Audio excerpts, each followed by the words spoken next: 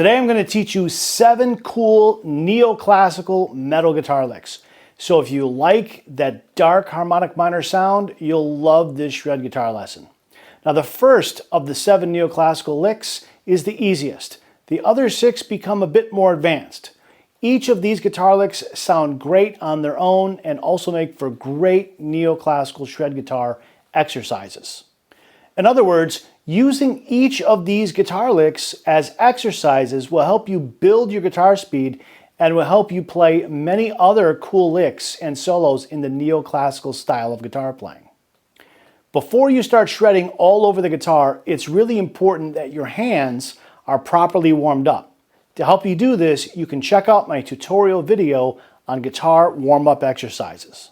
The first example I'm going to show you is pretty easy. You might be familiar with this basic pattern already, but it's going to serve as a good introduction to the rest of the lesson and a good little warm-up here.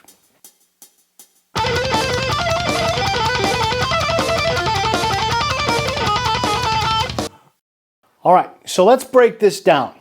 What we have here is we're starting on the 2nd string, 10th fret, 1st finger, and then we're going to play the 13th fret with the 4th finger, and then 12th fret with the 3rd finger, and then back to the 4th finger on 13th fret.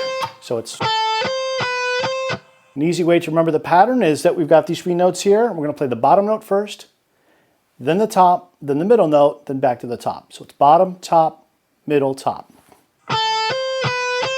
Then you repeat it again. I'm going to do the same thing, moving it over to the next string. And then we move down to these sets of notes, 8th fret, 10th fret, and 12th fret on string 2. Same pattern, bottom, top, middle, top. Bottom note, middle note, top note. Repeat it. You can move it over to the high E string, same thing. We move down to the 6th fret. We've got 6, 8, and 10, or F, G, and A. Same idea. And move over to the high E string, same thing. And move down, still on the high E string, 4th fret. Then the last measure, you can just play this pattern here. Now, one thing I'm going to suggest that you do, although you don't have to pick up your 1st finger, you could just do this. You don't have to pick it up. I'm going to suggest that you do for reasons I think that you'll see in the next examples. Why, if you get used to leaving this 1st finger down, it might start training the finger to be lazy, and we don't really want that. I think it's, for that reason, it's good to pick the finger up. So notice I'm picking this finger up after I'm playing it. I'm not leaving it down like this. Okay. It also, I think it's a little easier to help to develop the 2-hand synchronization between the hands when the feeling is the same between the left-hand finger and the pick for all fingers that you're playing with, not just these 3.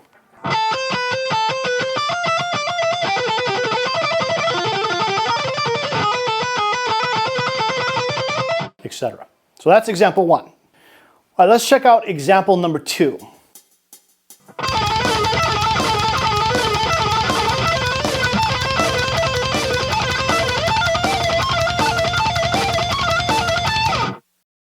All right, so what we have here is a series of pivot notes going back and forth between strings 1 and 2.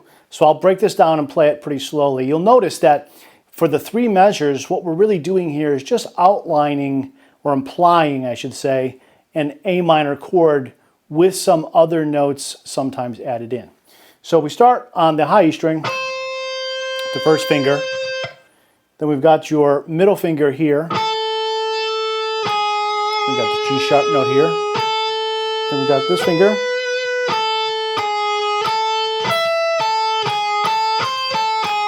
So notice a few things. First, the repeating pattern is just this. 10, 9, 10. Or A, G sharp, A, G sharp, A. And then the other notes that are around it are this. C, B, E, C. So it's like this,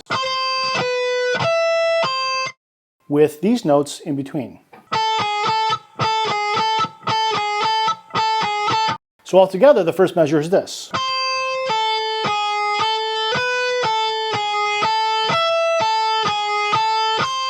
Then you repeat it.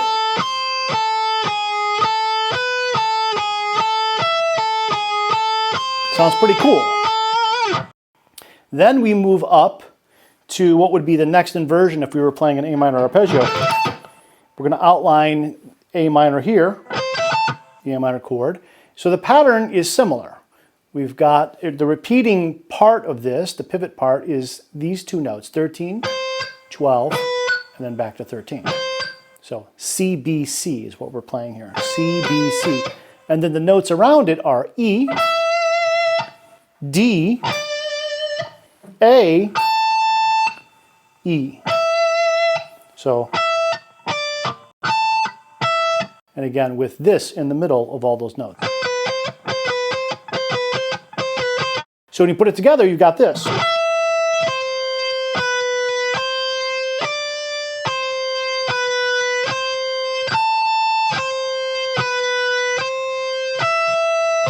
And then you repeat it.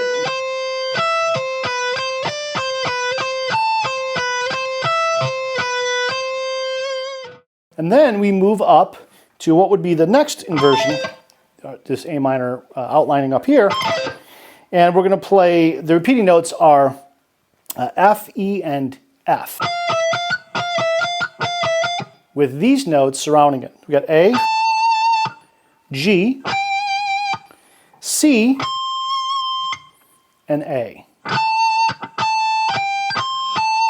with this in the middle. So that sounds like this.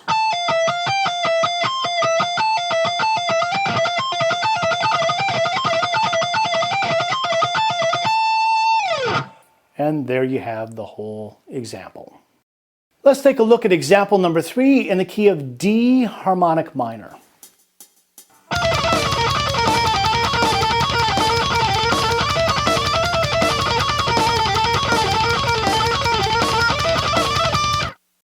All right, so let's talk about what's going on here. In the first measure, we've got a couple of different patterns, right? So the first pattern is 4 notes long. This is called a sequence of 4. Then we have another sequence of 4 here. So we're just going straight down the scale. 1, 2, 3, 4. And then from here, straight down the scale. 1, 2, 3, 4. It's called the sequence of 4. And then we've got a new pattern here. And then this 4-note pattern. So I think the best way to learn this is to break it up, for the first measure, break it up into 4-note groups. Just play that, and then play this, and then play this, and then play this. And get comfortable with that.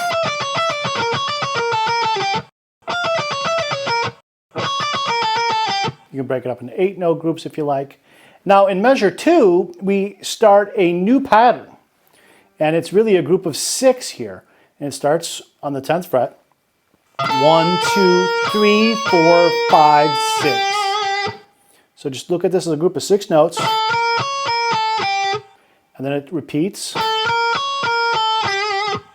And then it's going to repeat again.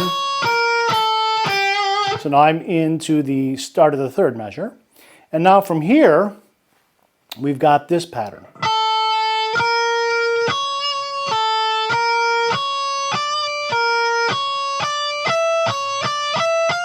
So it's a sequence of 4 going up.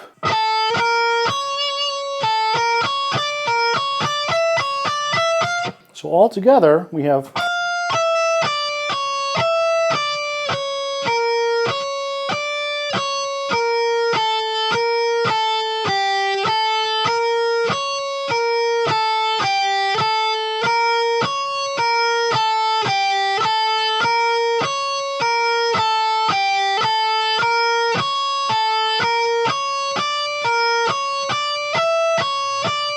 and then from here, you can just repeat.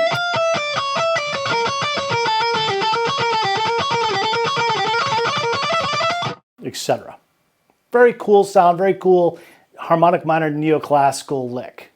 Now, one more thing that will help you learn and master all of this faster is to check out my video on how to increase your guitar speed without moving your hands faster. It's a great video that gives you a sense of how to increase speed without necessarily having to increase the speed of that your hands are moving. Let's take a look at example 4. This is a really cool neoclassical shred guitar lick. It makes for a really good neoclassical guitar exercise as well.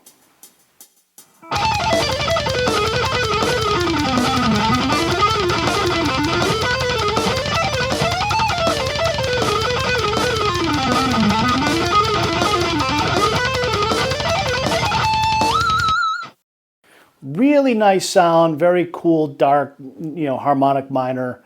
Just sounds great. Works as a great exercise as well. So let's talk about what's going on here real quick. So the first note here is a 16th fret, G sharp.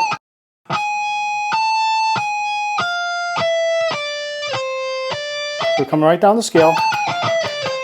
Then go back up the string, down the next string, and then on the start of the next measure, go back to this note, then down the third string, back up the third string, down the third string, down the fourth string, on the fifth string to here, and then go back up to 15. So that's the first half of it.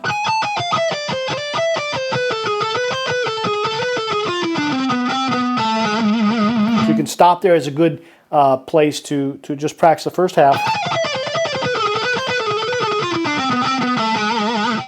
Now, at the start of measure 3, we're in another position. We're still in A harmonic minor here.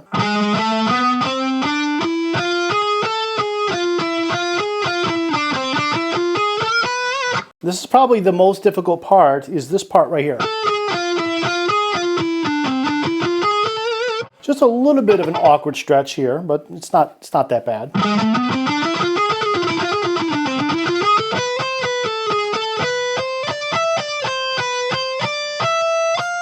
And then from there, you start over.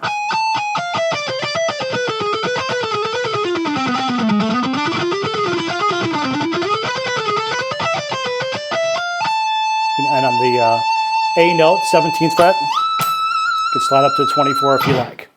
Really cool sound, makes for a great exercise to get that neoclassical sound. Let's take a look at neoclassical shred exercise number 5.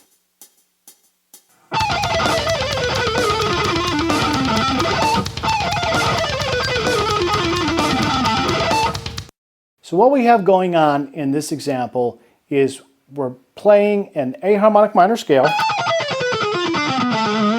and we're sequencing it. We're playing 3 notes at a time as we descend. So we start on the highest note, then we go to the next highest note, go down 3 notes. And the next highest note would be this one. Go down 3 notes from here, then 3 notes from here, 3 notes from here, 3 notes from here, 3 notes from here, etc., all the way down.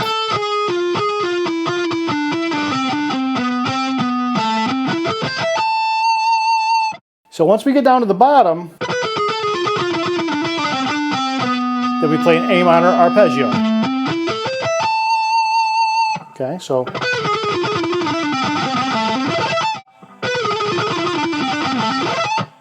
and then it would start over again. All right, so it's a pretty cool sound, very nice neoclassical sound, makes for a really good exercise in this style. Let's take a look at example number 6. This is basically an A harmonic minor scale. We're just stopping in the middle and adding in a couple of notes.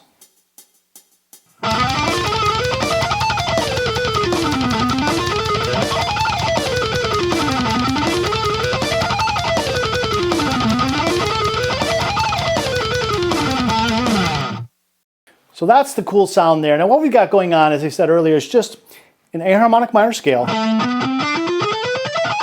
But on the G string, just play up to here, and then you go back down to G sharp, and then continue up the rest of the scale.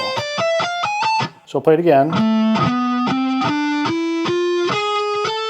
And now repeat this note, and go back up the scale, all the way up. Now when you come down, you come straight down the scale to here, to A, and then we're going to repeat this note, the B note, and come down from here. Then it will repeat from there.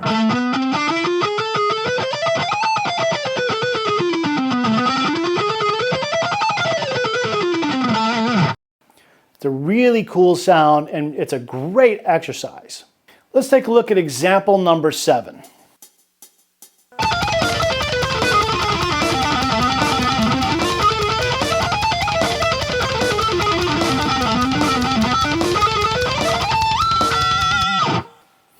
All right, so what we have going on there is, again, a harmonic minor scale.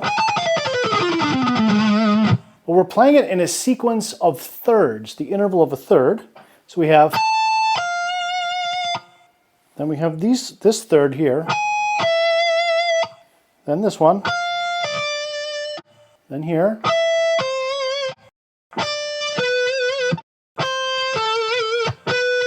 continuing on down the scale.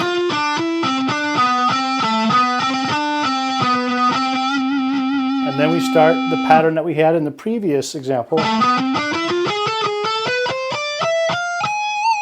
And it starts over again.